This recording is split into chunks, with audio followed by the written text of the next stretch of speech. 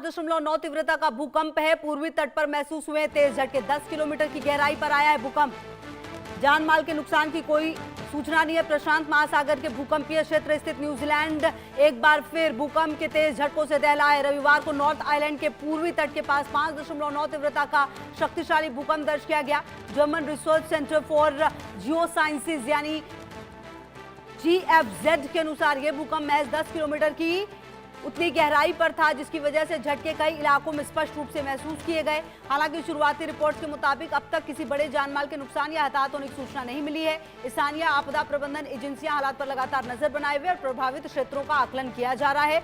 New Zealand दुनिया के सबसे सक्रिय भूकंपीय क्षेत्रों में से एक है। ये देश प्रशांत और ऑस्ट्रेलियाई टेक्टोनिक प्लेट्स के जंक्शन पर स्थित है, जिसके कारण यहां समय समय पर मध्यम से लेकर बड़े भूकंप आते रहते हैं। यही वजह है कि देश में भूकंप से निपटने के लिए मजबूत आपदा प्रबंधन प्रणाली विकसित की गई है। तो 10 किलोमीटर की गहराई पर झटके महसूस किए गए। फिलहाल किसी नुकसान की खबर। और मेरे साथ अनिल गुप्ता भूवैज्ञानिक मेरे साथ जुड़ गए। अनिल जी, बहुत स्वागत है सर आपका। सर, अगर न्यूजीलैंड की बात की जाए तो ये शायद देश ही ऐसा है जहां पर काफी ज्यादा भूकंप के झटके जो है वो महसूस किए जाते हैं। इसकी भौगोलिक परिस्थिति ही कुछ ऐसी है। हालांकि इस बार का जो भूकंप है उसमें किसी जान माल के नुकसान की सूचना नहीं है। इसके पीछे की क्या वजह हो सकती है? 5.9 क्योंकि तीव्रता थी।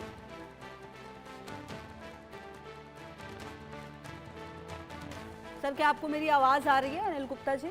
हाँ जी, मेरी आवाज आ रही है आपको? जी सर, अब आपकी आवाज आ रही है। सर, मेरा सवाल आप ही से था कि न्यूजीलैंड की अगर भौगोलिक परिस्थिति को देखें तो यहाँ पर भूकंप आना क्या बहुत ही नॉर्मल सी बात है। 5.9 तीव्रता का भूकंप था, लेकिन कोई नुकसान नहीं हुआ है। जी 5.9 तीव्रता का भूकंप बहुत ज्यादा नहीं होता, इसको हम मध्यम कह सकते हैं। और मेरा ये कहना है कि इसको हम जीरो रिस्क भी नहीं माने, लेकिन ये ऐसी स्थिति पे हुआ है, इसकी भौगोलिक केंद्र ऐसा रहा है कि इसकी वजह से नुकसान नहीं है। और न्यूजीलैंड के आसपास अभी थोड़े दिन पहले भी लगभग इसी तीव्रता का भूकंप आया था। और भूकंप में हम मानते हैं कि अगर 6.5 से ऊपर के भूकंप होते हैं तो वो ज्यादा नुकसानदेह होते हैं। अगर 7.7 या 7.5 के होते हैं तो वो काफी ज्यादा नुकसानदेह होते हैं। और ये एक जो रिंग ऑफ फायर की बात करते हैं तो वो ऐसे क्षेत्र हैं। और भूकंप की आप जियोलॉजी समझेंगे तो वो आप बहुत सरल भाषा में बोलें तो हम ये कह सकते हैं कि जो एनर्जी, जो ऊर्जा धरती के अंदर समाहित है, वो बाहर निकलने के लिए प्रयास करती है। और जो प्लेट टेक्टोनिक्स की थ्योरी होती है, जिसमें कि जो धरती के नीचे जो प्लेटें हैं जिसके ऊपर ये धरती बनी हुई है, वो आपस में जब रगड़ खाती है, उसके मूवमेंट होते हैं, तो वो एनर्जी वहां से रिलीज होती है। और धरती के ऊपर जो फॉल्ट लाइंस होती हैं, जिसको हम कह सकते हैं कि सलवटें होती हैं, जो कमजोर सतह होती है, वहां से ऊर्जा निकलने की कोशिश करती है और उस पर धरती पे कंपन होता है। ये सरल भाषा में अगर कहें तो 5.9 को इग्नोर नहीं किया जा सकता, क्योंकि कई बार इसके बाद आफ्टर शॉक ज्यादा भी हो सकते हैं या आफ्टर शॉक छोटे भी हो सकते हैं। लेकिन इस तरीके के भूकंप अभी हमें लगातार देखने को मिल रहे हैं। जी। अच्छा सर, पिछले कुछ समय से अगर देखें तो ये भूकंप की घटनाएं काफी बढ़ती जा रही है। मतलब ऐसा पहले होता था कि चलिए भूकंप आया उसके बाद ये एक बड़ी खबर होती थी, लेकिन आजकल हर दूसरे दिन कई देशों में ऐसे घटनाएं बहुत ज्यादा बढ़ी है। इसके पीछे की वजह क्या है? क्या ये जो कहीं ना कहीं हमने छेड़छाड़ की प्रकृति से, क्या उसकी वजह है ये बहुत बड़ी? देखिए, भूकंप की अभी तक कोई अर्ली वार्निंग सिस्टम नहीं बना है। हालांकि हम जो तरंगे जब पैदा होती हैं तो उनको पहचान सकते हैं और उसकी तीव्रता का मापन होता है।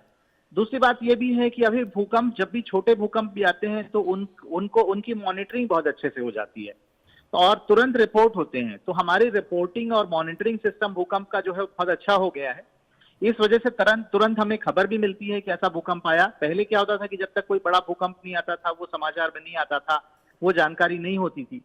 और दूसरी बात यह है कि एक ट्रेंड सा भी लग भी रहा है। कुछ दिनों से हम देख रहे हैं कि भूकंप की घटनाएं काफी हो रही हैं। अभी तो 7.5 का भी भूकंप आया जिसने काफी नुकसान भी पहुंचाया, लेकिन 5 से लेकर के 6 तक के भूकंप लगभग काफी आ रहे हैं। अभी देख रहे हैं कि 1 हफ्ते 2 हफ्ते के अंतर पे भूकंप आ जाते हैं और ये एक प्राकृतिक घटना है।